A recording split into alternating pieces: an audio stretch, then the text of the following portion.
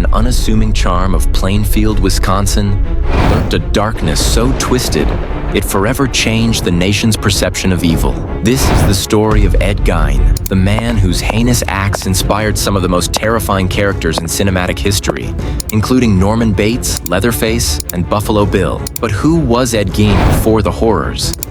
And how did a quiet, seemingly harmless man spiral into infamy as the Butcher of Plainfield? This is a journey you won't forget.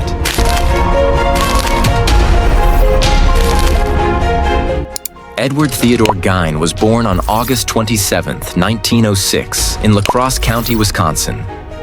From the very beginning, his life was marked by dysfunction and control.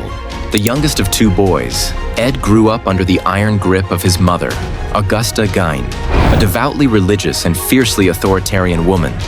Augusta was obsessed with protecting her sons from the evils of the outside world. Her teachings were laced with fire and brimstone rhetoric.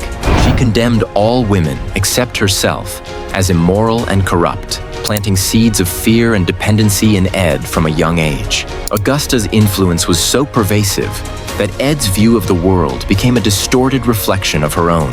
Meanwhile, his father, George Gein, was the polar opposite, a weak alcoholic man who worked sporadically. George's inability to assert himself only cemented Augusta's dominance in the household.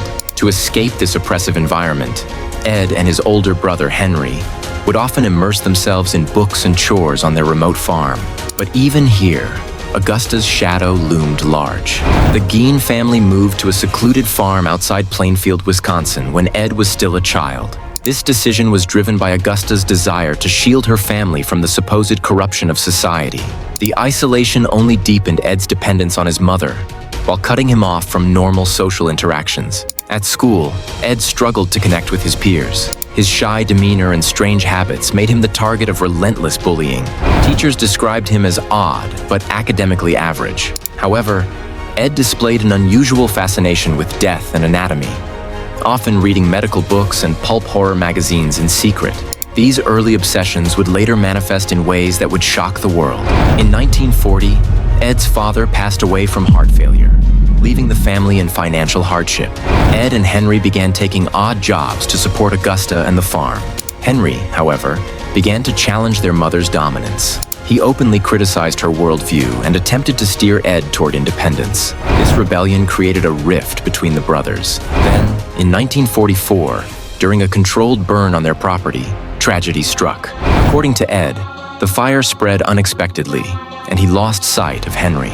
Later, Henry's body was discovered face down in an area untouched by flames. The official cause of death was listed as asphyxiation, but bruises on his head raised questions. Could this have been Ed's first act of violence? The lack of a thorough investigation left the truth buried forever. Ed's world collapsed in 1945 when Augusta suffered a series of strokes and passed away. To Ed, Augusta wasn't just his mother. She was his world, his anchor, and the only person he ever truly loved. Her death marked a turning point, leaving him utterly unmoored and spiraling into an abyss of loneliness and madness. In the aftermath, Ed transformed the farmhouse into a shrine to Augusta. He meticulously preserved her rooms while the rest of the home fell into squalor. Left to his own devices, Ed began to indulge in increasingly bizarre behaviors. He immersed himself in books on anatomy, Nazi atrocities, and occult practices. The line between reality and fantasy blurred, setting the stage for his descent into depravity.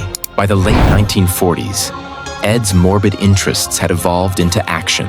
Driven by an obsessive desire to recreate his mother's presence, he began robbing graves in the local cemetery. Under the cover of darkness, Ed exhumed the bodies of recently buried women who reminded him of Augusta. He used their skin and bones to craft a twisted homage to his mother, including a woman's suit that he would wear to become her. His home became a house of horrors, filled with furniture made from human remains. Among his creations were masks made from faces, bowls fashioned from skulls, and a corset stitched from a torso. The atrocities within those walls would remain hidden for years, as Ed maintained the guise of a harmless handyman.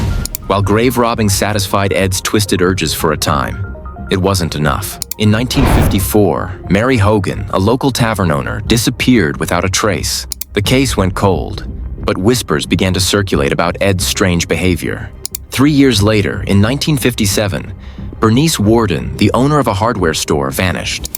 Her son, Frank Worden, a deputy sheriff, immediately suspected Ed, who had been seen at the store the previous day. When authorities searched Ed's farmhouse, they uncovered evidence of Bernice's murder and the gruesome artifacts that would shock the nation. Ed Gein was charged with Bernice Worden's murder, but questions about his mental state loomed large. Diagnosed with schizophrenia, he was deemed unfit for trial and committed to a mental institution.